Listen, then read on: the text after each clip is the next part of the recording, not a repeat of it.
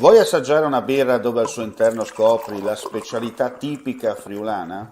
Lumi Beer, il prodotto ricavato in 20 ettari di terreno coltivato orzodistico, biodiversità, performance ambientale.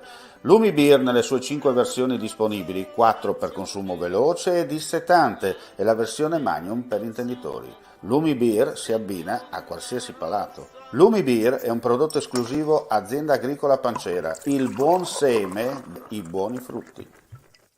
Su richiesta della Capitaneria di Porto di Monfalcone, nella notte la squadra del distaccamento dei Vigili del Fuoco di Lignano Sabbiadoro è intervenuta presso il canale di uscita di Lignano, dove circa 500 metri dalla costa un'imbarcazione a vela si era incagliata con 2 persone a bordo.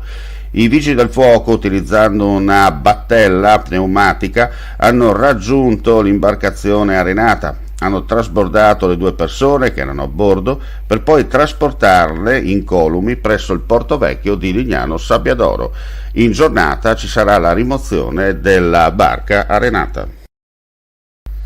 La Guardia di Finanza di Pordenone, nel corso di un servizio di contrasto al lavoro irregolare sviluppato in concomitanza con un importante evento musicale tenutosi a Piancavallo, ha individuato 12 camerieri impiegati in nero da un'azienda di catering. Il controllo delle fiamme gialle, scattato dopo un'attenta attività di osservazione dell'organizzazione e della distribuzione del lavoro da parte dell'impresa inserita nella manifestazione, che ha portato all'identificazione di 35 lavoratori impegnati nella preparazione e nella consegna dei pasti.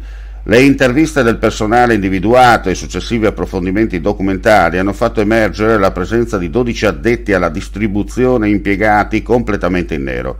Il titolare della ditta è stato sanzionato amministrativamente per l'impiego di personale senza l'obbligatoria preventiva comunicazione di assunzione al competente ispettorato del lavoro.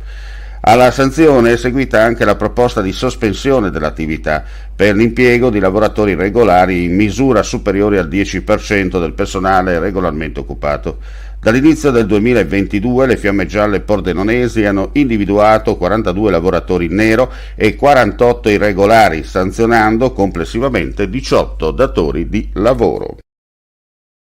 Assessore Rosolén, presentata Dote Famiglia, una misura strutturale per le famiglie del Friuli Venezia Giulia. Per le famiglie, per chi sceglie di crescere in Friuli Venezia Giulia, un aiuto annuale, un contributo annuale da parte dell'amministrazione regionale per il sistema educativo e per la crescita dei bambini. Si tratta dell'ultimo passaggio, l'ultimo step di un percorso iniziato già nel 2018.